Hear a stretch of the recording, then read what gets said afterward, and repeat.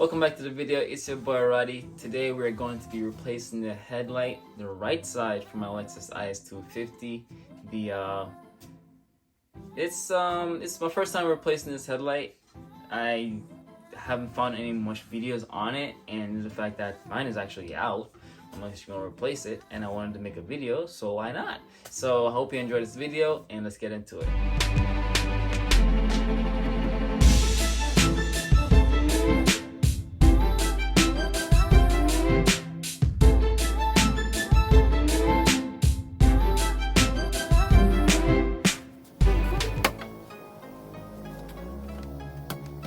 Here we're going to start with removing the covers on the front of the engine bay.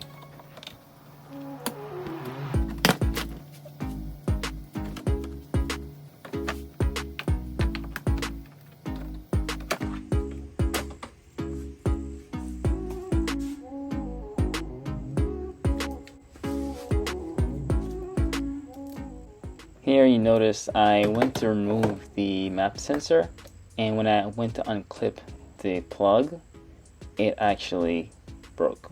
It just snapped just like that, very easy. Be careful with these because they're very brittle after so much thousand miles. My car has over 200,000 miles on it, so all the plastic on this thing is very brittle. Now I'm just loosening the 10 bolt on the clamp on the intake and removing the two 10 bolts that's holding down the intake to the car.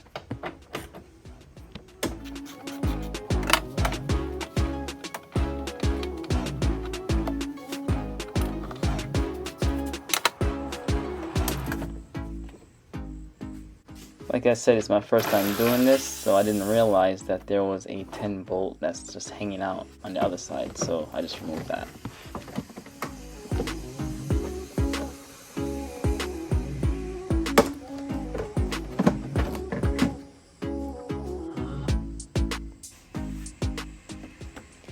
Now that I have access to the light, a lot of room, I could go ahead and open up the headlight and remove this connector for the bulb and twist upwards to take out the bulb, just like this.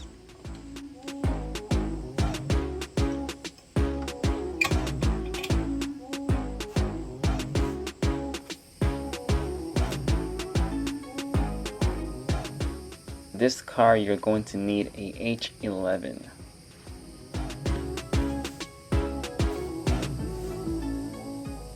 Now you just place the bulb in the same position that you take it out and then twist down until it snaps all the way in and stop.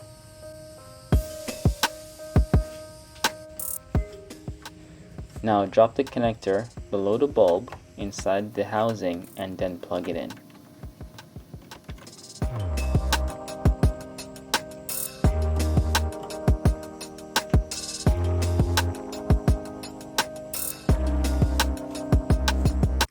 So right here, let me pause for a second.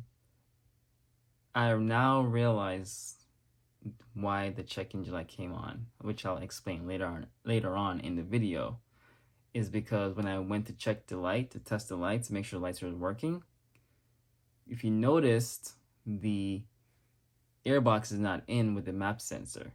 So when I went to check the light, I turned the ignition on, and by doing that, it triggered the check engine light.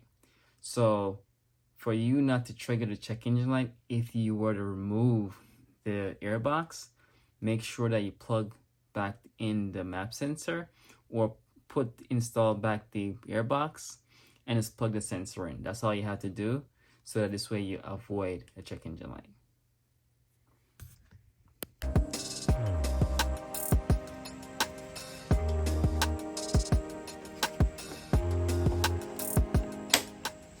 Just pay attention to this little area right here and the area on the airbox.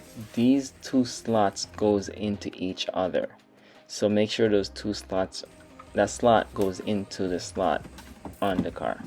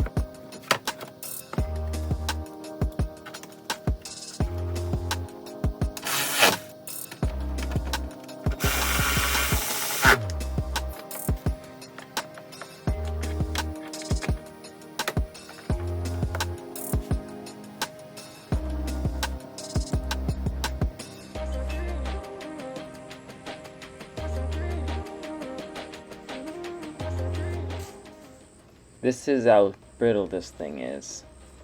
They say zip tie doesn't solve problems, but it solved this problem.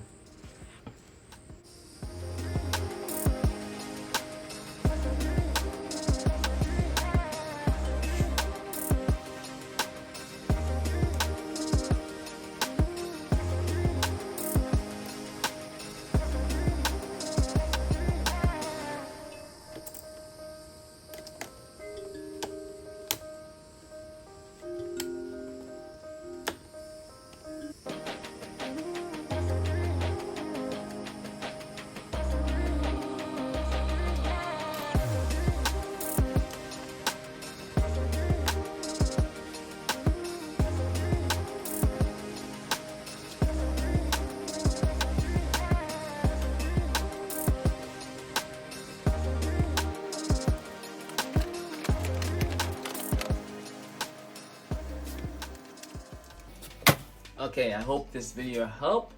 Obviously, it's a bit much to pull out to get to it. Of course, I did for video purposes. I had to remove all that stuff so you could see behind it. But if I was actually replacing it myself without a camera, I would just probably just get my hand in there, pull the headlight housing, and just freehand it and take it out. The map sensor off of the intake. When I went to go start the car, the check engine light was tripped because I unplugged it. It's a good thing I had a Autel computer on hand. It's just one of those little handy ones I got from eBay.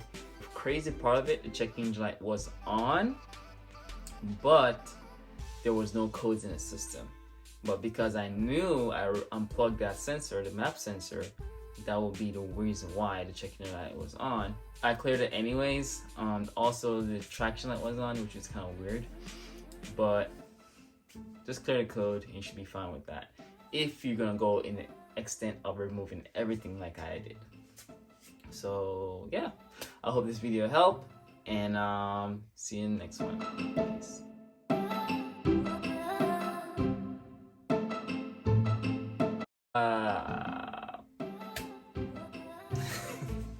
Take 3.